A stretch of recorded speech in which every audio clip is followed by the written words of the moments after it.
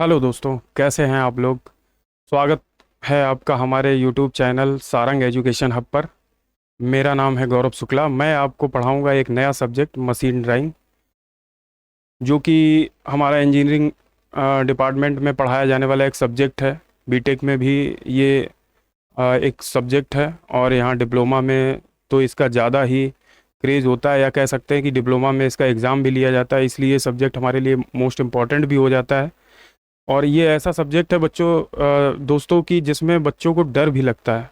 डर in the sense ये लगता है क्योंकि इस सब्जेक्ट को कोई बहुत ज़्यादा डीपली पढ़ाता नहीं है, और सिलेबस इतना ब्रॉड होता है, समय इतना कम होता है, लोग इसको पढ़ नहीं पाते हैं।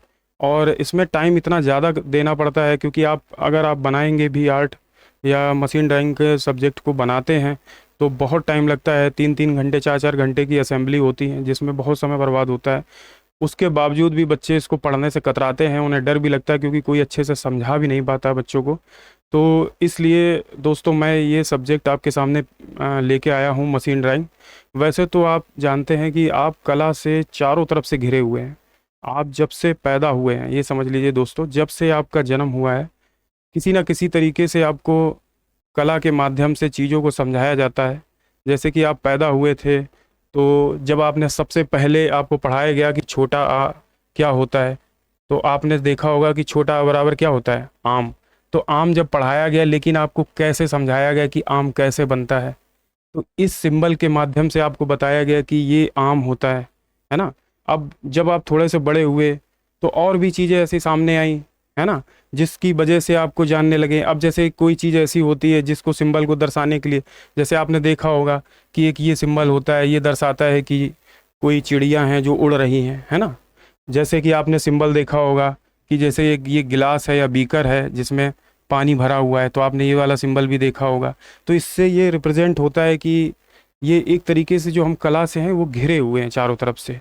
अब होता क्या है कि जैसे अगर आपके पास, आप देखते हैं कि कला जो जीवन में, अब जब बच्चा छोटा ही होता है तो उसको पढ़ाया नहीं जाता, सबसे पहले खेल खेल में सिखाया जाता है। तो खेल खेल में सिखाने में आपको पता है बच्चों को कला के माध्यम से, आर्ट के माध्यम से, सिंबल्स के माध्यम से चीज़ों को समझाया जाता है। अब जैसे कि क्या है, अब आपको ये लग रहा होगा कि क्या अब हम शुरुआत से आपको छोटा बड़ा ये सिखाएंगे? नहीं दोस्तों, छोटा बड़ा तो ये एक माध्यम है इस चीज़ को समझाने का। लेकिन आप ये समझ लिए मशीन ड्राइंग क्या होती है। जैसे अब हम लोग छोटी छोटी चीज़ों की ये ड्राइंग बनाते हैं, या एक तरीके से कह सकते हैं, जैसे कि हमने ये सिंबल बनाया तो एक आम का सिंबल है, आप इसको देख के बता सकते हैं कि ये आम का फिगर है या सिंबल है। ऐसे ही ड्राइंग में भी मशीन ड्राइंग है, उसमें हम बहुत सारी चीज़ों के बारे में पढ़ते हैं। कुछ पार्ट्स हैं मशीन के, कुछ मशीनें हैं, कुछ आईसी इंजन जो आपने पढ़ा होगा, इंडस्ट्रियल कंबस्शन इंजन, जो इंटरनल कंबस्शन इंजन होता है, उस इंजन के बारे में भी, उसके कई पार्ट्स हैं, उन सब के बारे में हम इसमें पढ़ेंगे।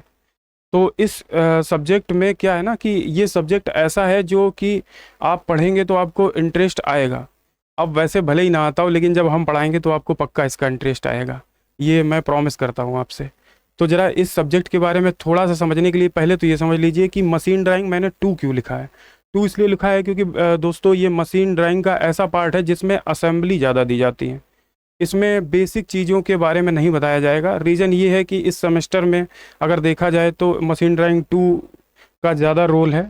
जब आप इवन सेमेस्टर में आएंगे, सॉरी ऑड सेमेस्टर में आएंगे, तब आपको मशीन ड्राइंग फर्स्ट से भी रूबरू कराएंगे।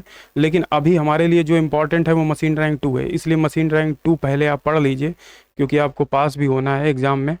इसलिए हमने ये सब्जेक्ट आपके सामने लाए हैं, तो आप देखिए, समझिए इसके बारे में। तो थोड़ा सा पहले आप ये समझ लीजिए, मशीन ड्राइंग जो टू है उसके बारे में आपने देख ही लिया है। अब बात करते हैं कुछ बेसिक सिंबल के बारे में। देखिए, मशीन ड्राइंग टू समझने से पहले हमें कुछ बेसिक सिंबल्स के बारे में भी जानना होगा। अब ये बेसिक सिंबल्स होते क्या हैं? Basic symbol in the sense होता है कि जैसे कि आप मशीन पढ़ेंगे तो मशीन किसी न किसी मटेरियल की बनी होगी, बनेगी कि नहीं।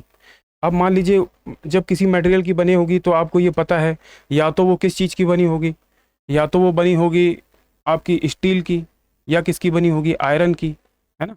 आयरन का ही पार्ट है स्टील का। और या फिर किसी एलॉय मटेरियल की बनी होगी, या तांबा की, पीतल की, जस्ता की, है ना, कांसे की, किसी न किसी मटेरियल की बनी होगी। तो उसका सिंबल आखिर कैसे रिप्रेजेंट करते हैं? तो इसको समझने के लिए आपको आपको ये पता होना चाहिए कि जैसे हमने कोई चीज़ का सिंबल कब रिप्रेजेंट होगा। जैसे कोई चीज़ हमने बनाई, जैसे मान लेते कि ये एक पार्ट है, ठीक है। अब इसको हमने क्या किया, इसको किसी कटर के माध्यम से इसको काटा, तो अभी तो इसकी सरफेस फिनिश है, लेकिन जब हम उसको काटेंगे तो उसकी सरफेस जो होगी उसमें रफनेस आएगी आएगी। तो वो रफनेस जो होता है वो किस तरीके से क्रॉस सेक्शन को रिप्रेजेंट करता है, उसी को हम इसका सिंबल बोलते हैं। एग्जाम्पल के लिए जैसे हम देखेंगे जब रफनेस आएगी उसमें, तो देखिए अब इसमें क्या होगा कि हमें यहाँ से इस तरीके से लाइनें यहाँ पे रिप्रेजेंट होने लगेंगी। और ये लाइनें ऐसे नहीं कि किसी भी एंगल में आप बना दोगे, नहीं भाई, ये इनका जो एंगल रहेगा, ये एंगल जो रहेगा, ये एंगल कितना रहेगा, ये एंगल रहेगा 45 डिग्री का, ठीक है। ये कितने एंगल पे रहेंगी, 45 डिग्री एंगल पे रहेंगी। तो ये रिप्रेजेंट करता है सिंबल, किसको से रिप्रेजेंट करता है, तो आप कहेंगे कि ये आयरन को, आयरन में जैसे कि स्टील आ गया है ना, कास्ट आयरन आ गया, इन सबको रिप्रेजेंट करने के लिए हमें ये सिंबल लेना पड़ता है। यानी कि जब हम उस पार्ट को काट देंगे, सेक्शनिंग करेंगे उसकी, तो इस तरीके का कुछ सिंबल रिप्रेजेंट होगा। अब बात करते हैं कि जैसे कि आपने देखा होगा कि कोई लिक्विड मटेरियल है, अगर वो किसी चीज़ में भरा हुआ है, एग्जाम्पल के लिए ले लेते हैं, मान लीजिए हमने इसको एक जग ही या एक बीकर ही बना लेते हैं। तो जैसे ये कि एक बीकर है, अब इसमें क्या है, भरा हुआ है लिक्विड, तो उसका सिंबल हमें आपको पता है कि ये बराबर बराबर लाइनों के साथ ऐसे करके हम रिप्रेजेंट करते हैं उसको। तो ये अब ये जरूरी नहीं है, ये किसी लिक्विड का भी हो सकता है। लिक्विड का मतलब वाटर ही नहीं है, ऑयल भी हो सकता है, ठीक है। कोई ऐसा पदार्थ हो सकता है जो लिक्विड फॉर्म में होता हो। तो ऐसी चीज़, ये देखिए हमारा दूसरा सिंबल हुआ। अब आप देखेंगे कि ये सिंबल जो होते हैं कि बहुत तरीके के होते हैं। जैसे लकड़ी हो गई, है ना, ग्लास हो गया, आपको पता होगा, जैसे आप ग्लास को देखेंगे तो ग्लास की कोई चीज़ होगी तो वो कुछ इस तरीके से रिप्रेजेंट होती है, इस तरीके के सिंबल बने होते हैं, है ना।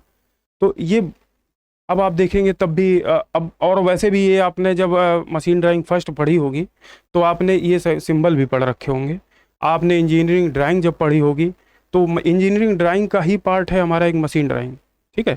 इंजीनियरिंग ड्राइंग हमारी बेसिक है। मशीन ड्राइंग में कुछ चीज़ों की असेंबली को हम बनाते हैं जिससे हमें डिज़ाइन करना आता हो, समझ रहे हैं। जैसे कोई चीज़ की हम डिज़ाइनिंग करेंगे तो उससे पहले उसकी एक ड्राइंग तैयार करेंगे, और ड्राइंग ही मोस्ट इंपॉर्टेंट पार्ट होता है किसी भी चीज़ की डिज़ाइन करने के लिए। जब ड्राइंग हमारी कंप्लीट होती है तब उस पर हम बियर, लोड, स्ट्रेस वगैरह निकालते हैं, तब ये हम उसकी एक डिज़ाइन बनाते हैं, ठीक है। अब ऐसे ही जैसे कोई लकड़ी का सिंबल है तो आपने लकड़ी वाले सिंबल में आपने देखा होगा, वैसे तो कई तरीके से इसको रिप्रेजेंट किया जाता है, बट आपने देखा होगा इस तरीके से, कुछ सर्कुलर टाइप में, कुछ इस तरीके के सिंबल आते हैं। तो ये हमारा किस चीज़ का सिंबल होता है, ये हमारा होता है लकड़ी का सिंबल, है ना। तो ऐसे कुछ सिंबल होते हैं। तो हम आपसे दोस्तों ये चाहेंगे कि आप कुछ सिंबल जो इम्पोर्टेंट हैं उन सिंबल्स को थोड़ा सा पढ़ के आइए, आप पढ़िए उनको, एक बार उनका रिवीजन करिए, जिससे कि आगे जब कभी वो मटेरियल यूज होता है तो वहाँ पे हम उस सिंबल का को रिप्रेजेंट करें। अब जैसे ये तो हो गए सिंबल किसी मटेरियल के। मान लेते हैं जैसे कोई ऑपरेशन के सिंबल होते हैं। ऑपरेशन के सिंबल कैसे होते हैं, जैसे हम मान लेते हैं कि ऑपरेशन, अगर हम सिंबल को ऐड करेंगे तो मान लेते हैं कि जैसे कोई ऑपरेशन हमने किया, जैसे नर्लिंग ऑपरेशन किया किसी पार्ट पे, जब हमने नर्लिंग ऑपरेशन करते हैं तो कैसे कैसे सिंबल आते हैं। जैसे ये कोई पार्ट है, इस पर नर्लिंग करेंगे तो इस पर नर्लिंग ऑपरेशन करने के सिंबल जो होते हैं 30 डिग्री आप यहाँ से लाइनें खींचेंगे आप, ठीक है दोस्तों। 30 डिग्री आपने ये लाइनें ली और सेम 30 डिग्री की लाइनें आप यहाँ से भी लेंगे। तो ये जो सिंबल आपको रिप्रेजेंट होता है ये किस चीज़ का सिंबल है, तो आप कहेंगे सर ये नर्लिंग का सिंबल है। यानी कि ये जो एंगल आपका आएगा यहाँ से, ये कितने डिग्री का होगा, 30 डिग्री का। और यहाँ से जो लाइनें आगे बढ़ेंगी ये कितने डिग्री का एंगल बनाएंगी, ये भी 30 डिग्री का एंगल बनाएंगी। तो आपको ये याद होना चाहिए। तो इस तरीके के कुछ इंपॉर्टेंट सिंबल हैं जिनका आपको रिवीजन करना है। जब आप उनका रिवीजन कर लेते हैं तो हम थोड़े से बेसिक चीज़ों के बारे में और भी बताना चाहेंगे। जैसे आपको रिप्रेजेंट करना हो कि कैसे ड्राइंग बनाएंगे तो उसमें हम डायमेंशनिंग कैसे करेंगे, है ना। बेसिक डायमेंशनिंग करने के लिए क्या तरीका होता है, तो देखिए हम बता देते हैं आपको। जैसे कि एक सिस्टम होता है, हम लोग जनरली मशीन ड्राइंग में जब भी चीज़ों को रिप्रेजेंट करते हैं तो उसमें डायमेंशनिंग करने के लिए अलाइन सिस्टम का यूज करते हैं। अलाइन सिस्टम क्या होता है दोस्तों, जैसे मैं उसके बारे में थोड़ा बताना चाहता हूँ। मान लेते हैं कि कोई एक हमारा ये ब्लॉक है, ठीक है, ये ब्लॉक है हमारे पास, एक पार्ट है, मान लेते हैं कि इसमें जैसे मान लीजिए कि एक होल बना हुआ है। ठीक है, अब इस पार्ट को हमें इस पार्ट की डायमेंशन को रिप्रेजेंट करना है। तो ये हमारी जो डायमेंशन होती है ये किसको रिप्रेजेंट करती है? ये हमारे इस पार्ट की लेंथ को रिप्रेजेंट करती है।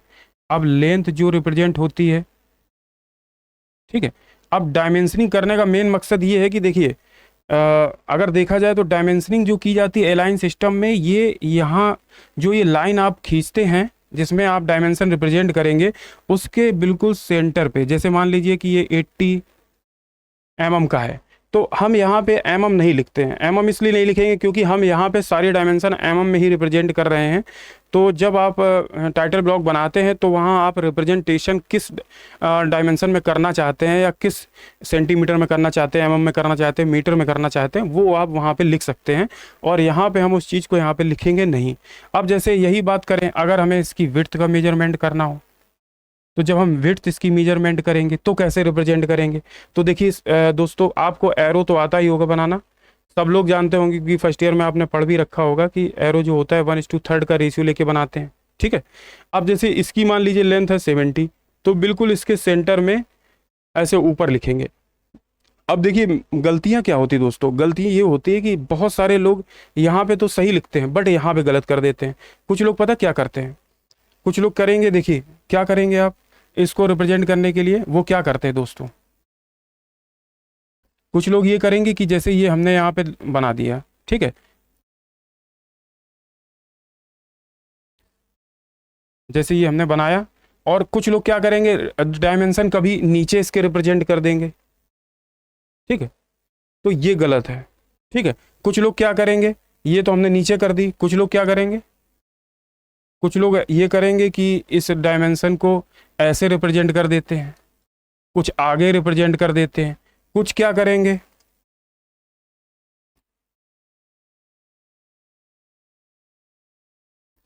कुछ लोग इसको ऐसे इस लाइन को काट देंगे और ऐसे अंदर लिख देते 70। तो ये सब गलत सिस्टम है। ठीक है, अगर आप डायमेंशनिंग कर रहे हैं तो वैसे सिस्टम ये भी होता है, बट जो हम जनरली यूज करते हैं वो अलाइन सिस्टम का यूज करते हैं। अलाइन सिस्टम जो होता है मशीन ड्राइंग में यूज होने वाला एक डायमेंशनिंग सिस्टम है और ये बेहतर है, इसलिए आप लोग यही यूज करें। तो इसको समझने के लिए अब जहाँ तक आपको उम्मीद है हमें कि आप लोग समझ गए होंगे कि यहाँ पर रिप्रेजेंट करने का ये तरीका सबसे अच्छा है कि बिल्कुल सेंटर पे इसके इस लाइन के जस्ट सेंटर पे ऊपर लिखिए। अब आप अगर देखेंगे इस लाइन को अगर हम यहाँ लेके आए तो उसके ऊपर भी 70 आ जाएगा, है ना। तो ये आपको याद रखना है। क्या क्या याद करना है इसमें, आपको ये याद रखना है कि जो हमारा एरो होता है उसका रेशियो क्या रहता है 1:3। 1:3 का मतलब क्या है, वन इसकी विड्थ है और लेंथ इसकी कितनी है 3। ऐसे समझ लीजिए दोस्तों कि ये जो विड्थ है इसकी यहाँ पे ये 1 है और इसकी जो लेंथ है ये कितनी है 3। तो ये एक रेशियो होता है एरो का, एरो बनाने के लिए। और एरो बहुत बच्चे जो होते हैं मोटा एरो बना देते हैं, कोई छोटा सा बना देंगे, कोई बहुत ज़्यादा लंबा कर देंगे। तो एक रेशियो होता है, उस रेशियो को याद करिए। और एक चीज़ बता दें, कोई भी ड्राइंग जब तक उसकी डायमेंशनिंग नहीं करेंगे, है ना, जब तक उसमें बढ़िया तरीके से एरो नहीं बनाएंगे, उस पर लेटर पेंटिंग से लिखेंगे नहीं अच्छे से। जनरली हम बताएं आपको, जैसे आप ये लिख रहे हैं 80 70, तो ये आप कितने mm में लिखिए, 3 mm में मात्र लिखिए। आप प्रैक्टिस करिए कि जैसे आप प्रैक्टिस करने के लिए क्या करिए, 3 mm की लाइन लीजिए और उसमें अपनी चीज़ों को लिखने की प्रैक्टिस करिए। जब उसके अंदर आप लिखेंगे तो वो प्रैक्टिस आपकी मजबूत हो जाएगी और आप 3 mm फ्री हैंड लिख पाएंगे। क्योंकि समय इतना कम होता है कि हर जगह हम आप स्केल का यूज नहीं कर पाओगे, इसलिए वहाँ लिखने के लिए क्या करोगे, आप फ्री हैंड ही 3 mm में प्रैक्टिस करेंगे। तो दोस्तों ये तो बेसिक चीज़ें थी, आपको हमने समझा दी। कुछ सिंबल जैसे होते हैं कि जैसे आपको मैं बताना चाहूँगा, जैसे कि कुछ इंपॉर्टेंट सिंबल क्या है, जैसे कि कुछ इंपॉर्टेंट सिंबल होते हैं कि जैसे कि मान लेते हैं कि एक ये प्लेट है, इसमें आपको कोई होल बनाना है सेंटर पे, तो कैसे बनाएंगे, क्या सिंबल रिप्रेजेंट करेंगे उसके लिए। तो हम आपको बता दें दोस्तों, मान लेते हैं इसका ये सेंटर है। अब इस सेंटर पे आपको अगर रिप्रेजेंट करना है तो एक ये सिंबल जो होता है हमारा, यानी कि ये एक तरीके से क्या है, प्लस वाला सिंबल है। इस प्लस वाले सिंबल को हम लोग एक तरीके से ये मान लेंगे कि ये वो पॉइंट है जहाँ पे हमें होल बनाना है। अब आप देखिए कि जैसे मान लो इसको रिप्रेजेंट करना है तो आप ऐसे करके बाहर लिखोगे कि इसमें कितने का डाया बनाना है। मान लीजिए डाया 20 बनाना है, तो ऐसे आप लिखोगे बाहर। यानी कि इस जगह जो होल बनाना है हमें कितने का बनाना है, 20 डाया का बनाना है। तो ये जो सिंबल है हमारा होल को रिप्रेजेंट करता है, होल को, ठीक है ना। किसी पार्ट में अगर कोई होल बनाना है तो उसके लिए हमारा सिंबल कौन सा है, ये प्लस वाला। ये कुछ बेसिक चीज़ें हैं, और दोस्तों आगे चीज़ें आती रहेंगी, हम आपको बताते रहेंगे। अब इसके बारे में थोड़ा सा और आगे चलते हैं। तो जैसे आप देखिए, जैसे ये कुछ सिंबल हैं जो आपने बचपन में पढ़े होंगे। अब हमें इस चार्ट को लाने का कोई ऐसा मकसद नहीं था कि आपको ये नहीं आता है कि जो आप देख रहे होंगे नेशनल सिंबल इंडिया के, आपको सब आता होगा। बट ये हम आपको बताना चाह रहे हैं, कुछ ऐसे सिंबल होते हैं जिनको आप देख के ही पहचान जाते हैं। जैसे कि हमने आपको अभी बताया था, जैसे आम है, आप इसको देख के जान गए कि ये क्या है, आम है। आपने कब देखा, आपको छोटे से ही पढ़ाया जा रहा है कि ये सिंबल है किसका, आम का। आपको जहाँ भी किसी बच्चे को थोड़ा सा बड़ा हो गया हो 2-3 साल का, अगर उसको आप ये सिखा दो तो वो जान जाएगा और ज़िंदगी भर वो याद रखेगा कि ये सिंबल किसका होता है, आम का। ऐसे ये देखिए, आपको पीकॉक का, लोटस का आपने देखा ही होगा। कुछ पेड़ के सिंबल होते हैं, आप जनरली आपने जब छोटे होंगे तो आप पेड़ वगैरह जब बनाते होंगे तो इस तरीके से आपने सीखा होगा बनाना। तो ये सारे सिंबल हैं किसी चीज़ को रिप्रेजेंट करने का। और सिंबल एक सबसे बड़ी बात पता क्या होती, सिंबल हर एक चीज़ के लिए यूनिक होता है। आप किसी भी चीज़ को एक सिंबल से रिप्रेजेंट करते हैं। जैसे कि हम लोग छोटे थे तो हम लोगों को अगर इंसान का सिंबल बनाना होता तो आपको याद होगा इस तरीके से सिंबल बनाते थे, याद है कि नहीं, पक्का याद होगा। तो ये सिंबल किसका होता था। अब ये कहोगे कि ये गर्ल्स का है कि बॉयज़ का है, ये एक कॉमन, एक ह्यूमैनिटी यानी कि मनुष्य का एक सिंबल है, ये रिप्रेजेंट करता है। अब इसमें अगर आप बाल लगा दो, जैसे ये बाल लग गए, तो अगर ये बाल लंबे लंबे लगा दिए तो ये लड़की का सिंबल हो गया, ठीक है। अगर इसमें बाल इतने लंबे ना लगा के, जैसे ये है, इसमें अगर लंबे बाल ना लगा के क्या किया, छोटे छोटे बाल लगा दिए ऐसे करके, तो ये लड़के का भी हो सकता है। और वैसे तो अब आजकल तो लड़के और लड़कियों में फ़र्क भी नहीं समझ में आता, वो भी छोटे बाल रखने लगे हैं, तो ऐसी कोई बड़ी बात नहीं है। तो ये एक सिंबल होता है बेसिक चीज़ों को समझने के लिए। आप देख रहे हैं, आप कुछ सिंबल आपको दिखाए गए हैं, और ये एक तरीके से नेशनल सिंबल है हमारे इंडिया के, क्योंकि ये नेशनल चीज़ें हैं। जैसे कि आपको पता है नेशनल फ्रूट आम होता है, नेशनल पक्षी जो है पीकॉक है, जो नेशनल फ्लावर है हमारा लोटस है, इंडियन फ्लैग आपको दिख रहा है, यहाँ पर आपको बनियान ट्री दिख रहा है, आपको पता है ये कौन सा है, बरगद का पेड़ हमारा, हॉकी खेल है हमारा राष्ट्रीय सिंबल है ना। तो इस तरीके से कुछ सिंबल हैं। आप देखिए, ये आपको इसलिए बता रहे हैं क्योंकि देखिए सिंबल हैं आगे रिप्रेजेंट होते रहते हैं, तो चीज़ों के सिंबल होते हैं उनको वैसे ही रिप्रेजेंट करते हैं, ठीक है। अब बात करते हैं कि जैसे आप मशीन ड्राइंग आप कर रहे हैं तो इसमें फॉलो क्या करना है, क्या हमारे इसके जनरल इंस्ट्रक्शन होते हैं जिनके बेस पे हम मशीन ड्राइंग बनाते हैं, या किसी चीज़ की ड्राइंग बनाएंगे, या किसी मशीन की या मशीन के पार्ट की अगर ड्राइंग बनाते हैं तो हमें क्या बेसिक ऐसे सिंबल होते हैं या क्या बेसिक ऐसे इंस्ट्रक्शन है जिनको हमें फॉलो करना है। अब बड़ी बात ये नहीं है, देखिए हमें बताने के लिए मैं सीधे आपको कोई चीज़ बताना चालू कर दूं, जैसे कोई भी चीज़ पढ़ाना चालू करूं, तो आप पहले उसके बारे में तो जानिए भाई कि आपको बेसिक इंस्ट्रक्शन क्या है, कि क्या ऐसी चीज़ें हैं जिनको हमें मानना पड़ेगा, पहले समझना पड़ेगा कि उनको कैसे कैसे फॉलो करना। जैसे कि देखिए हमें क्या करना पड़ेगा, सबसे बड़ी बात ये है कि हमें फॉलो करना पड़ेगा लेटेस्ट IS कोड। अब लेटेस्ट IS कोड क्या होते हैं, ये तय हुए कोड हैं इंडियन स्टैंडर्ड के, जिनको हमें फॉलो करना पड़ेगा, उनके कन्वेंशन हमें फॉलो करने पड़ेंगे। जैसे कि आप देखते हैं कि जैसे ये कोई मान लेते हैं ये बोल्ट का पार्ट है, ये कोई एक स्क्वायर बोल्ट है, इसमें आपको थ्रेड बनानी है, तो ये बताते हैं कि इस तरीके से ये सिंबल इसको रिप्रेजेंट करता है। तो ये रिप्रेजेंट करता है कि ये थ्रेड है इसमें, ठीक है। ये कौन सी थ्रेड है, एक्सटर्नल थ्रेड। तो ये किसने बताया है, ये कन्वेंशन किसने डिसाइड किए हैं, तो ये जो कन्वेंशन है हमारे लेटेस्ट IS कोड, IS मतलब इंटरनेशनल है ना, ये अपना इंडियन स्टैंडर्ड कोड है, सॉरी इंटरनेशनल वाले अलग हो जाएंगे, इंडियन स्टैंडर्ड है। वैसे तो हर देश के अपने एक स्टैंडर्ड होते हैं, जैसे कि ब्रिटिश स्टैंडर्ड है, अमेरिकन स्टैंडर्ड है, ऐसे ही अपना इंडियन स्टैंडर्ड है। तो वैसे देख लीजिए। फिर दूसरा क्या है, प्रैक्टिस असेंबली एंड डिसम्बली ड्राइंग। हमें क्या करना है, हमें ऐसा है प्रैक्टिस करनी है किस चीज़ की, पार्ट आपको दे दिए जाएंगे अलग अलग, आपको उन सारे पार्टों को मिला के असेंबल करके एक ड्राइंग बनानी है, ठीक है। मानी पार्ट अलग अलग आपको दिए जाएंगे, उन पार्टों को आपको जोड़ना है एक में, और उसका 2D व्यू रिप्रेजेंट करना है। 2D view in the sense में कि उसके हमें फ्रंट व्यू बनाना है, उसका टॉप व्यू बनाना है, उसका साइड व्यू बनाना है, ठीक है ना। एक ऑर्थोग्राफी व्यू आपको रिप्रेजेंट करना है। उसके बाद बात करते हैं इंक्लूड फुल व्यू। अब इसमें होता है क्या है, फुल व्यू का मतलब क्या है, फुल व्यू का मतलब होता है कि हमें एक पूरा व्यू बनाना है, फ्रंट व्यू जैसे है पूरा व्यू है। उसके बाद लिखा हाफ सेक्शनल। हाफ सेक्शनल क्या होता है, अगर हमें किसी पार्ट को सेक्शनिंग करते हैं, से ये जैसे कोई पार्ट है, मान लेते हैं ये पार्ट, ये 4 पार्ट में इस पार्ट को हमने डिवाइड कर दिया।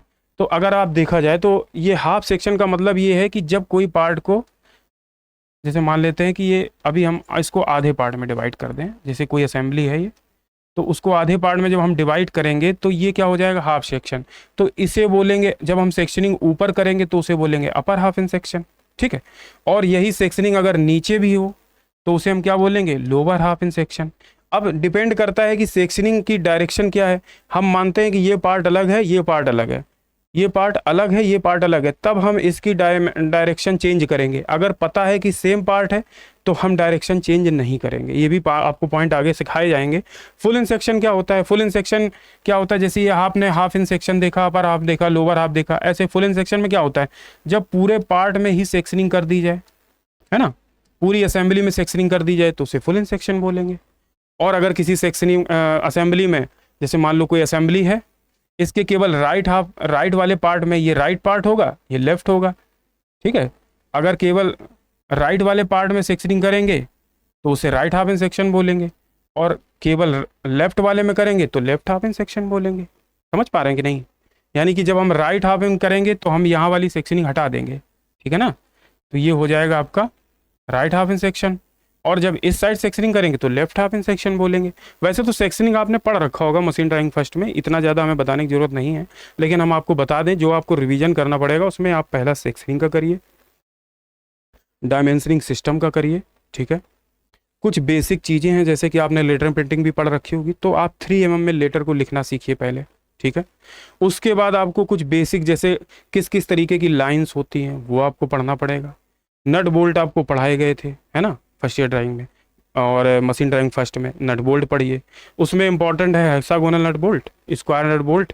कुछ बेसिक नट बोल्ट हैं जिनका यूज ज़्यादा होता है, जैसे कि फ्लाई नट होता है या विंग नट होता है, उसका यूज होता है ज़्यादातर चीज़ों में। तो ऐसे तरीके के कुछ वाशर हैं, उनको पढ़ लीजिए। कुछ ऐसी डिवाइस होती हैं, जैसे कि आपकी कुछ मतलब ऐसी डिवाइस है ना जिससे हम लॉक कर देते हैं चीज़ों को, तो उसे लॉकिंग डिवाइस बोलते हैं, उनको भी पढ़ना है। ऐसे चीज़ों को पढ़िए।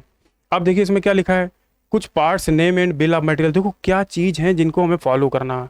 उसमें हमने जैसे कि पढ़ा कि IS कोड कन्वेंशन देखना है, असेंबली की प्रैक्टिस करनी है, उसको डी असेंबल भी करना है, यानी कभी कभी आपको असेंबली भी दी जाएगी, उसको डी असेंबल करना होगा, ठीक है। फिर उसके बाद जैसे इंक्लूड करना है, फुल व्यू है, हाफ सेक्शनल व्यू है, फुल इन सेक्शन है, ये आपको हमने समझाया। उसके बाद लिखा है पार्ट नेम, पार्ट का name, bill of material must be mentioned. देखिए कभी भी आपको जैसे क्वेश्चन दिया जाता है ड्राइंग बनाने के लिए, उसमें कभी ये नहीं दिया जाएगा कि आपको बिल ऑफ मटेरियल बनाना है। कभी कभी तो मेंशन कर दिया जाएगा असेंबली में कि आपको इसका बिल ऑफ मटेरियल बनाना है, लेकिन कभी कभी ये मेंशन किया नहीं जाता है। लेकिन आपको ये याद रहना है, ये याद रखना है कि ये बिल ऑफ मटेरियल भले ही आपको लिखा ना हो वहाँ बनाने के लिए, लेकिन आपको बनाना पड़ेगा, क्योंकि वही एक चीज़ ऐसी होती है जिसमें आपके सारे पार्ट्स जिनके बारे में आप लिखोगे, उनके मटेरियल के बारे में लिखोगे, वो पार्ट्स कितनी क्वांटिटी में है, कितने नंबर ऑफ हैं, वो आपको रिप्रेजेंट करना होता है। तो बिल ऑफ मटेरियल आपको बनाना हम आपको सिखाएंगे आगे, लेकिन इन सब चीज़ों के बारे में हमें जनरल इंस्ट्रक्शन में पढ़ना पड़ेगा, ठीक है दोस्तों। वैसे दोस्तों देखिए, ये जो मैं आपको PPT या PDF जो दे रहा हूँ, अगर आपको चाहिए तो मेरा चैनल में आपको नंबर दिया गया है, उस नंबर पे आप संपर्क कर सकते हैं, और आपको ये PDF आपको डायरेक्ट आपके ग्रुप में सेंड कर दी जाएगी, या व्हाट्सअप के थ्रू आपको सेंड कर दी जाएगी, ये चीज़ें आपको मिल जाएंगी, ठीक है दोस्तों। और दोस्तों देखो, सबसे बड़ी बात ये है कि चैनल हमारा अभी नया है, तो प्लीज़ इसको शेयर करिए, सब्सक्राइब करिए। दोस्तों जिनको ज़रूरतमंद है, जिनको मशीन ड्राइंग 2 पढ़नी है या जिनका एग्ज़ाम है, प्लीज़ उनको शेयर करिए और सारे लोग पढ़िए। मैं ये चाहता हूँ कि सारे लोग पास हों अच्छे से, सबके अच्छे नंबर आएँ, और बस मुझे और कुछ नहीं चाहिए, आप लोगों की दुआएं रहेंगी तो ये चैनल काफ़ी बड़ा ग्रो करेगा, ठीक है दोस्तों। और वैसे भी मैं ऐसे इस तरीके के सब्जेक्ट आगे की भी लाता रहूँगा जो शायद कोई छूता ना हो, टच ना करता हो पढ़ाने के लिए, तो ऐसे सब्जेक्ट मैं आगे भी लाऊंगा आपके लिए, प्रॉमिस करता हूँ। इस सब्जेक्ट को पहले जब आप अच्छे से पढ़ेंगे तो आपको कॉन्फिडेंस भी जनरेट होगा, और मुझे भी अच्छा लगेगा कि हाँ मेरे पढ़ाए हुए सब्जेक्ट से चीज़ें आई। तो वैसे ये चीज़ें क्या है ना कि आप डिप्लोमा में, चाहे आप कहीं से भी डिप्लोमा कर रहे हो, IRTs कर रहे हो, या फिर UP BET, या फिर आप किसी अदर स्टेट से दिल्ली से, हरियाणा से, बिहार से, कहीं से भी कर रहे हो तो वहाँ ये सारे बेसिक चीज़ें हैं जो हम आपको पढ़ाएंगे, वो हर एक चाहे आपका किसी भी स्टेट में आप डिप्लोमा कर रहे हो वहाँ आपको ये सारी चीज़ें पढ़नी पड़ती हैं। तो आप पढ़िए, शेयर करिए अपने दोस्तों के साथ, ठीक है दोस्तों। अब उसके बाद आते हैं, देखिए जैसे कुछ सिंबल्स हैं, सॉरी सिलेबस है हमारा मशीन ड्राइंग का 2 का, कि आपको आखिर पढ़ना है क्या क्या।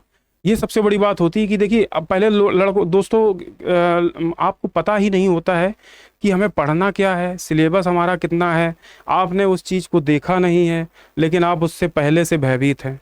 पहले तो आप ये देखिए कि सिलेबस में आखिर है क्या क्या, क्योंकि डरने की ज़रूरत नहीं है, डरिए नहीं, भयभीत नहीं होइए।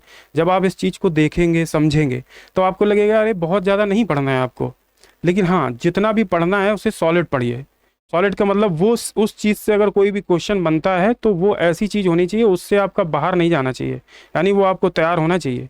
तो इसलिए अच्छे से पढ़िए। सिलेबस की बात करें तो आप देखिए मशीन ड्राइंग 2 का क्या सिलेबस है। तो सबसे पहले अगर देखा जाए सिलेबस के बारे में तो इसकी मैं समरी आपको दिखाता हूँ सिलेबस की, कि क्या क्या चीज़ इसमें पूछी जाती है। तो ये देखो, इसमें पहली चीज़ सबसे पहले देखते हैं कि इसमें क्या क्या चीज़ आपको मशीन ड्राइंग 2 में पढ़नी है। तो बेसिक चीज़ों के बारे में आप देखते हैं तो उसमें आप देख रहे होंगे आईसी इंजन के कंपोनेंट है, देख रहे हैं कि नहीं आप? आईसी इंजन आप समझते हैं? इंटरनल कंबस्चन इंजन, जो कि आपने पढ़ा होगा, थर्मल वगैरह में पढ़ा होगा। आईसी इंजन एक पूरा सब्जेक्ट है, बच्चे पढ़ते हैं उसको बहुत अच्छे से, और बड़ा इंटरेस्टिंग सब्जेक्ट है।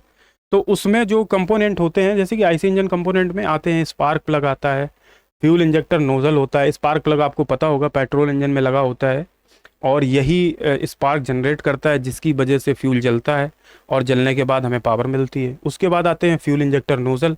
ये भी पता होगा आपको, फ्यूल इंजेक्टर नोजल जो है डीजल इंजन में लगा होता है, क्योंकि देखिए आपको पता है जैसे पेट्रोल इंजन में क्या होता है, एयर और फ्यूल का मिक्सचर जाता है, बट यहाँ पे एयर फ्यूल का मिक्सचर नहीं जाता। आपको दोस्तों पता होगा कि एयर पहले जाती है, सक्शन होती है, फिर उसके बाद फ्यूल जो होता है नोजल के थ्रू इंजेक्ट कराया जाता है छोटे छोटे पार्टिकल्स में। तो वही जो फ्यूल इंजेक्टर नोजल होता है वो क्या करता है, फ्यूल को बहुत महीन पार्टिकल में कन्वर्ट कर देता है।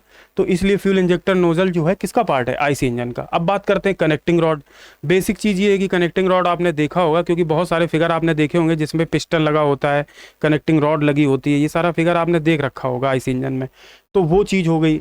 पिस्टन आपने देखी होगी, कनेक्टिंग रॉड के साथ ही जुड़ी होती है गजन पिन के थ्रू, ठीक है। ये किस पे जुड़ी होती है, कनेक्टिंग रॉड के स्मॉल एंड पे जुड़ी होती है। अभी आगे हम आपको इन चीज़ों के बारे में विस्तार से बताएंगे, और इनकी असेंबली भी एग्जाम में पूछी जाती है। सबसे बड़ी बात यह है कि ये पार्ट्स आपको अभी हम रिप्रेजेंट करवाएंगे, यहाँ पे दिखाएंगे, ठीक है। तो फिर भी आप देख लीजिए, एक होता है क्रैंक पिन। क्रैंक पिन आपने देखी होगी। मल्टी पिन क्रैंक पिन होती है, जहाँ मल्टी सिलेंडर यूज होता है, या जहाँ पे मल्टी पिस्टन या मल्टी कनेक्टिंग रॉड यूज होंगी, वहाँ पे मल्टी क्रैंक पिन यूज किया जाएगा। तो ये सारे इंपॉर्टेंट पार्ट हैं किसके, आईसी इंजन के, जो कि सबसे ज़्यादा पूछे जाएंगे आपके एग्जाम में।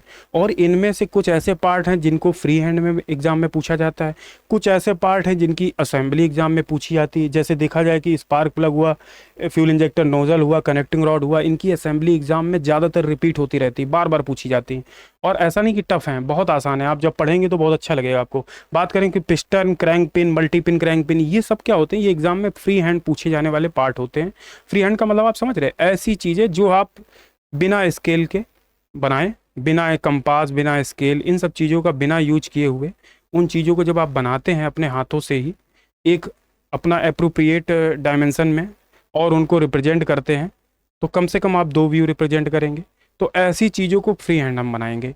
अब जैसे देखते हैं कि लेथ मशीन के पार्ट देखते हैं। लेथ मशीन आप समझते हैं, आपने पढ़ा होगा वर्कशॉप में, देखी भी होगी आपने, प्रैक्टिकल किए होंगे वर्कशॉप में जाके, तो वहाँ लेथ मशीन आपने देख रखी होगी। तो लेथ मशीन के कुछ पार्ट हैं, जैसे कि टेल स्टॉक हुआ,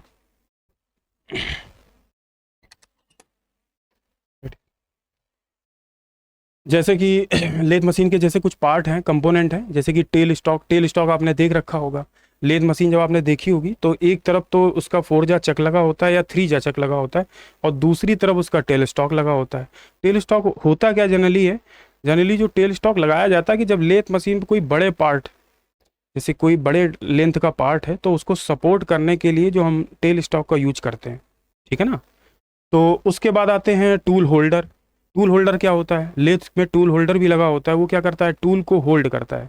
आपने पढ़ रखे होंगे लेथ मशीन के जो टूल होते हैं, नंबर 1 में आपने पढ़ा होगा सबसे ज़्यादा सिंगल पॉइंट कटिंग टूल।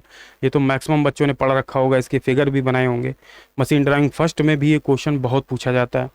दूसरी बात करते हैं लेथ टूल होल्डर, जो क्या करता है, टूल को होल्ड करता है, यानी कि लेथ मशीन में सेंटर पे लगता है ये, और ये क्या करेगा, टूल को होल्ड करेगा। टूल को होल्ड का मतलब ये है कि देखिए पार्ट तो घूम रहा है फोरजा चक के साथ, बट उसको कैसे कटिंग करेंगे, तो उसका कैसे उसको मूव कराएंगे, तो ये सारी चीज़ें लेट जो टूल होल्डर होता है वही करता है, वही टूल को आगे पीछे मूव कराता है। क्योंकि आपका पार्ट मूव नहीं हो रहा है, पार्ट तो बस रोटेट कर सकता है, लेकिन जो टूल होगा, होल्डर होगा, ये आपके टूल को मूव कराएगा आगे पीछे। बात करते हैं टूल पोस्ट, ये भी जैसे टूल होल्डर है उसी तरीके से टूल पोस्ट होता है, एक सिंगल टूल लगाने के लिए इसका यूज किया जाता है। ठीक है, अब बात करते हैं कुछ इंपॉर्टेंट पार्ट्स और हैं, जैसे कि पंप है, कंप्रेशर है ना। पंप क्या होते हैं, जैसे कि आपने पढ़ रखा है centrifugal pump, reciprocating pump, submersible pump. लेकिन यहाँ पे क्या है, अपने सिलेबस में जो सबसे ज़्यादा पूछा जाने वाला पार्ट है वो है आपका सेंट्रीफ्यूगल पंप। सेंट्रीफ्यूगल पंप में आपको, जैसे आपने सेंट्रीफ्यूगल पंप अगर उसमें हाइड्रोलिक्स में पढ़ रखा हो तो आपने ये पता होगा आपको कि जो सेंट्रीफ्यूगल पंप होता है ये कितने 3 पार्ट से मिलकर बना होता है। एक तो उसका बाहरी आवरण जिसको हम केसिंग बोलते हैं, दूसरा इसमें जो रोटेट करने वाला एक इम्पेलर होता है, जो जिसको हम फ़ैन भी बोल देते हैं, लेकिन उसको नॉर्मल लैंग्वेज में फ़ैन बोलेंगे, बट वो होता है इम्पेलर होता है उसका नाम। और तीसरा पार्ट होता है आपकी सेंट्रीफ्यूगल पंप की यूनिट। यूनिट क्या होती है, यूनिट ऐसी चीज़ है इसमें इम्पेलर लगा होता है, और ये पूरी यूनिट किसके अंदर क्लोज रहती है, तो वो हमारी केसिंग के अंदर। ठीक है, ये आपको ये तीनों चीज़ें आप पढ़ेंगे आगे चल के, उनके बारे में आप विस्तार से समझेंगे। उसके बाद बात करते हैं कि इसमें देखिए केसिंग हो गया, इम्पेलर हो गया, सेंट्रीफ्यूगल पंप यूनिट हो गया। ये क्या है, ये पंप के जो पार्ट हैं ये कभी असेंबली में नहीं पूछे जाते हैं। ये पंप के जो पार्ट हैं इसमें मोस्ट इंपॉर्टेंट है केसिंग, जो कि सबसे ज़्यादा पूछा जाता है, और कभी कभी रेयर केस में इम्पेलर और सेंट्रीफ्यूगल पंप यूनिट पूछ दी जाती है, क्योंकि वैसे ये बहुत लेंदी है, इसलिए बच्चों को याद करने में इनमें मुश्किल होती है। तो एग्जामिनर जो है या जो टेस्ट पेपर बनाते हैं वो इतनी बड़ी बड़ी फ्री हैंड की असेंबली नहीं देंगे आपको बनाने के लिए। फिर भी जो बेसिक रहेंगी, इंपॉर्टेंट रहेंगी, हम उनको एक बार पूरी अच्छी तरीके से समझाएंगे। अब बात करते हैं इसमें कुछ और इंपॉर्टेंट चीज़ें हैं, जैसे कि जिग्स एंड फिक्चर हैं। जिग एंड फिक्चर क्या होता है बेटा, जिग एंड फिक्चर ऐसी चीज़ें होती हैं, देखिए ये क्या होता है कि ये मास प्रोडक्शन के लिए यूज की जाती हैं।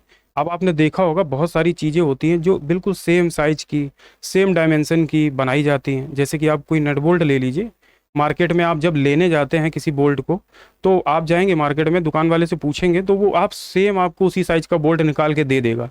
क्यों, क्योंकि वो स्टैंडर्ड एक डिसाइड किया गया है कि हमें हर एक साइज का एक एक चीज़ पार्ट को स्टैंडर्डाइज किया गया है, यानी कि जैसे कभी हमें उसे चेंज करना पड़े, मान लीजिए कोई मशीन आपने खरीदी, उसका एक बोल्ट कट गया या ख़राब हो गया, तो जब कभी चेंज करना पड़ेगा तो आप क्या करोगे, क्या वो दोबारा उसको बनवाओगे, नहीं भाई, मार्केट में वो चीज़ मिल जाएगी। इसी को आप स्टैंडर्ड बोलते हैं। जब किसी चीज़ का मास प्रोडक्शन किया जाता है तो वहाँ पे हमें जिग और फिक्चर की ज़रूरत पड़ती है। जिग क्या करता है, हमारा जिग जो होता है, कोई भी मशीन में अगर हम कोई भी मान लीजिए कोई पार्ट है उस पर अगर हम कोई भी प्रोसेस करेंगे तो जिग क्या करेगा, उस पर जिग करता क्या है, उस पहले तो पार्ट को सपोर्ट करेगा, दूसरा क्या करेगा, जैसे कोई टूल से आप कोई प्रोसेस करने वाले हैं, मान लीजिए ड्रिल करने वाले हैं ड्रिल मशीन के थ्रू, तो वो क्या करेगा, वो टूल को लोकेट भी करेगा। जिग जो होगा क्या करेगा, टूल को एक तो वर्क पीस को होल्ड भी करेगा, दूसरा क्या करेगा, टूल को लोकेट भी करेगा, यानी टूल कहाँ पे टूल को एंटर करना है, कहाँ लोकेशन देना है, वो कौन बताएगा, जिग। और वहीं दूसरे इन द केस में फिक्चर में आप देख लीजिए, फिक्चर क्या होता है, फिक्चर क्या होता है, केवल जो वर्क पीस है उसको होल्ड करता है। होल्ड का मतलब क्या है, जैसे बेंच वाइज है वो क्या करती है, एक पार्ट को होल्ड करती है, ऐसे ही हमारा फिक्चर होता है। जो इसमें क्या होता है, हमें जैसे कोई बेंच वाइज है, आप देखते होंगे कोई आपने टूल लगाया तो फिर आप उसको टाइट कर रहे हैं तो उसमें समय जा रहा है, फिर उसको खोल रहे हैं, फिर दूसरा पार्ट लगा रहे हैं, तब उसमें समय बर्बाद होता है। तो इस समय को बचाने के लिए ही हमें जब एक साइज के किसी पार्ट को बनाना होता है या एक साइज पे पार्ट पे कोई भी प्रोसेस करनी होती है, तो उसके लिए हम जिग या फिक्चर का यूज करते हैं। तो पहला पॉइंट तो ये कि मास प्रोडक्शन के लिए यूज हो रहा है। अब जैसे आपने देखा होगा घरों में आपके यहाँ वो स्विच लगे हैं, तो आपने देखा होगा कि स्विच जो होंगे बिल्कुल बराबर एक साइज के स्विच लगे होते हैं। तो आप सोच रहे होंगे ये एक दो स्विच थोड़ी बनाए जाते हैं, करोड़ों की संख्या में बनाए जाते हैं। अब आपने देखा होगा घर में गिलास है, कटोरी है, बिल्कुल एक एक साइज की सेम सेम आप लेने जाते हैं मार्केट से, 10-10 पीस 12-12 पीस ले आते हैं, फिर उसके बाद भी कभी दोबारा अगर लेने जाएंगे तो वही मिल जाएंगे साइज में। क्यों? क्योंकि वो एक स्टैंडर्ड है, उस साइज़ की चीज़ें बनाई जाती हैं और वो आपको मिलती रहेंगी आगे। अब ये स्टैंडर्ड बनाया क्यों जाता है? ये बनाया इसलिए जाता है बेटा कि जैसे मान लेते हैं कोई चीज़ आपने बनाई, मशीन लेके आए आप मार्केट से, अगर उससे स्टैंडर्ड की चीज़ें, मान लो आप कोई मशीन है चल रही है, टूट फूट तो होगी उसमें, कोई पार्ट है टूटेगा, तो उसको चेंज करना पड़ेगा ना। जब उस पार्ट को चेंज करेंगे तो चेंज करने के लिए मार्केट में वो उपलब्ध होना चाहिए, तभी तो आप चेंज कर पाओगे, नहीं तो पूरी मशीन खराब। तो इसलिए ऐसी चीज़ों के लिए स्टैंडर्ड डिसाइड करते हैं और उनके पार्टों को इंटरचेंजेबल ऐसा बनाते हैं कि वो दोबारा भी इंटरचेंज होते रहें। ठीक है, अब बात करते हैं कुछ कुछ सैंपल असेंबली हैं जिनके बारे में आप लोग पढ़ेंगे। तो ये एक बेसिक जो सिलेबस है हमारा, जिनको हमें पढ़ना है आगे मशीन ड्राइंग 2 में, वो हमने आपको आज बताया। अब थोड़ा सा आगे और देखते चलते हैं। तो आप देखते हैं कि आईसी इंजन के पार्ट में जैसे आपने लिखा है, मैंने लिखा है यहाँ पे, कनेक्टिंग रॉड हो गया, इंजेक्टर हो गया, स्पार्क प्लग हो गया। तो आईसी इंजन के ये पार्ट हैं। स्पेशली आप चाहेंगे तो ये जो पीडीएफ है वो आपको आपके ग्रुप पे सेंड कर दी जाएगी। एक बार जो दिए गए नंबर हैं, व्हाट्सअप नंबर पे आप मैसेज करिएगा पीडीएफ के लिए, तो आपको भेज दी जाएगी। तो इसमें कनेक्टिंग रॉड हो गया, इंजेक्टर हो गया, इंजेक्टर मतलब फ्यूल इंजेक्टर नोजल, और तीसरा स्पार्क प्लग। तो आईसी इंजन की ये बेसिक पार्ट है जिनकी असेंबली हमें पढ़नी है। ठीक है, अब बात करते हैं जैसे कनेक्टिंग रॉड आपको हम पढ़ाएंगे, तो ये किस चीज़ का पार्ट है? तो आप कहोगे सर ये आईसी इंजन का पार्ट है ना। कोई जो इंटरनल कंबस्चन इंजन है उसी में तो ये लगा रहता है कनेक्टिंग रॉड। आप देख रहे होंगे, ये आपको दिख रही है कनेक्टिंग रॉड। और देखिए सबसे बड़ी बात ये है कि हमने इसको ऐसी पिक्चर को लिया है जिसमें कि पार्ट को अलग अलग रिप्रेजेंट किया गया है। दूसरा आप देखिए, इसी के ऊपर जुड़ा हुआ पिस्टन है, पिस्टन को भी अलग से दिखाया। एक पार्ट ये आपको दिख रहा है, इसको रिस्ट पिन भी बोलते हैं या गजन पिन भी बोलते हैं। ठीक है ना, ऐसी चीज़ें आप देखते रहिएगा। उसके बाद बात करते हैं आपको कि ये तो आपने देख लिया। अब इसमें देखिए कनेक्टिंग रॉड में एक स्मॉल एंड होता है, एक बिग एंड होता है। दिख रहा है कि नहीं आपको? ये स्मॉल एंड है जिससे पिस्टन जुड़ी होती है, ये एक बिग एंड है जिससे आपकी क्रैंक पिन जुड़ी रहती है। ठीक है, अब देखिए इस जो बिग एंड होता है, स्मॉल एंड होता है एक सिंगल जुड़ा होता है, लेकिन बिग एंड जो होता है दो पार्ट में बना होता है। ये आपको एक पार्ट दिख रहा होगा, इसको रॉड कैप बोलते हैं, ये बिग एंड का पार्ट है। और ये दोनों पार्टों को जोड़ने के लिए हम लोग नट बोल्ट का यूज करते हैं, वो आपको दिख रहे होंगे। जब ये नट बोल्ट टाइट कर देते हैं तो ये पूरा सर्कुलर हो जाता है और इसमें क्रैंक पिन आसानी से घूम सकती है। ये एक तरीके से फ्लैट बियरिंग का काम करती है। ठीक है दोस्तों, चलिए, तो ये बेसिक हैं, अभी आपको इनके बारे में असेंबली में पढ़ाएंगे। एक चीज़ और देख लेते हैं आप लोग, जैसे कि आपको हमने बताया कनेक्टिंग रॉड के बारे में कि ये आपको असेंबली बनानी है। फ्यूल इंजेक्टर नोजल देखिए, ये फ्यूल इंजेक्टर नोजल जो आप देख रहे हैं, जनरली ये जब किसी, मान लेते हैं ये हमने ये किसी कार में लगा हुआ या ट्रक में लगा हुआ एक फ्यूल इंजेक्टर नोजल है डीजल इंजन में। तो आप देख रहे हैं इसमें दो पार्ट आपको दिख रहे होंगे, यहाँ से इंजेक्ट हो रहा है फ्यूल, तो ये आपको दिखता होगा, ये इस तरीके का लगता है। लेकिन अगर इंटरनल इसका एक फिगर देखते हैं तो कुछ ये इस तरीके का दिखता है। आप देख पा रहे होंगे इसमें इतने सारे पार्ट लगे होते हैं, आपको पढ़ाएंगे, आप डरिए नहीं। वैसे ये असेंबली में बहुत कम पूछा जाने वाला पार्ट है, या कह सकते हैं असेंबली है, लेकिन आपको इनके बारे में भी थोड़ी सी जानकारी हम देंगे। रीज़न ये है, कुछ भरोसा नहीं होता है बोर्ड का क्या पूछ सकता है, लेकिन आपको ये सारी चीज़ें पढ़नी पड़ेंगी। तो ये क्या चीज़ है? हमारे drying of fuel injector nozzle IC engine में यूज होता है, आपका डीजल इंजन में। ठीक है, फ्यूल को इंजेक्ट कराने के लिए। अब बात करते हैं स्पार्क प्लग की। ये स्पार्क प्लग आपको दिख रहा होगा, स्पार्क प्लग जनरली सब लोगों ने देखा होगा, बाइक वगैरह चलाते हैं तो आपने देखा होगा स्पार्क प्लग लगा रहता है। कभी कभी आप जब स्टार्ट करते हैं बाइक तो वो स्टार्ट नहीं होती, तो आप नहीं बोलते हैं कि चिंगारी नहीं आ रही, स्पार्क प्लग एक बार चेक करो। तो जब आप नीचे देखेंगे इंजन में से खोल के निकालते हैं तो यही स्पार्क प्लग आपको दिखता है। तो यही यहाँ से चिंगारी इसको मिलती है और वही क्या करता है, फ्यूल को जलाता है। तो ये एक बार जैसे आप वो लेते हैं, सेल्फ लेते हैं, तो सेल्फ स्टार्ट बाइक में सेल्फ लेंगे तो ये स्पार्क जनरेट करता है। ठीक है, अब बात करते हैं इसका। अब देखिए जैसे ये स्पार्क प्लग अगर हम दिखाएंगे तो कहाँ लगा होगा इंजन में, आप देख रहे हैं ये सेंटर पे लगा हुआ है। अब आप इसमें देख लीजिए, ये पूरा पार्ट है एक इंटरनल कंबस्चन इंजन का। इसमें आप देख रहे होंगे, आपको पिस्टन भी दिख रही होगी, कनेक्टिंग रॉड भी दिख रही होगी, क्रैंक शाफ्ट भी दिख रही होगी, क्रैंक भी दिख रही होगी, क्रैंक केस भी दिख रहा होगा, इनलेट एग्जॉस्ट वॉल्व भी दिख रहा होगा आपको। ठीक है, पूरा सिलेंडर दिख रहा होगा, स्पार्क प्लग लगा हुआ है वो भी दिख रहा होगा, कैम फॉलोवर लगे हैं वो भी दिख रहे होंगे। तो ये सारे पार्ट हैं जो कि एक असेंबली में होते हैं आईसी इंजन में, वो सारे आपको दिख रहे हैं। दोस्तों कोशिश ये करते हैं कि आपको ये सारी चीज़ें बहुत डिटेल में पढ़ाएं। रीज़न ये है कि आपको ड्राइंग बनानी है इनकी, तो वो चीज़ें डिटेल में आनी चाहिए। लेकिन अभी हम आपको रूबरू करा रहे हैं केवल उनके रियल फेस से, क्योंकि ड्राइंग नहीं है ये, एक तरीके का अंदर का एक पार्ट है, लेकिन जब आप इन चीज़ों को देखेंगे, समझेंगे और पढ़ेंगे मेरे साथ, तो ये मैं गारंटी देता हूँ दोस्तों कि आपको अच्छे तरीके से चीज़ें समझ में आएंगी, और जब आप बनाएंगे एग्ज़ाम में तो आप पास भी होंगे। प्रैक्टिस मेरे साथ करते रहिएगा, और चैनल को सब्सक्राइब करिए, दोस्तों को शेयर करिए, जिससे कि चैनल आगे बढ़े और वीडियो अच्छी अच्छी लाते रहें आपके साथ। ठीक है दोस्तों, तो आज आज यहीं तक रखते हैं, और नेक्स्ट क्लास आपकी कल रहेगी, आप उसको देखिएगा। आगे की चीज़ों के बारे में डिस्कशन करेंगे। चलिए, धन्यवाद।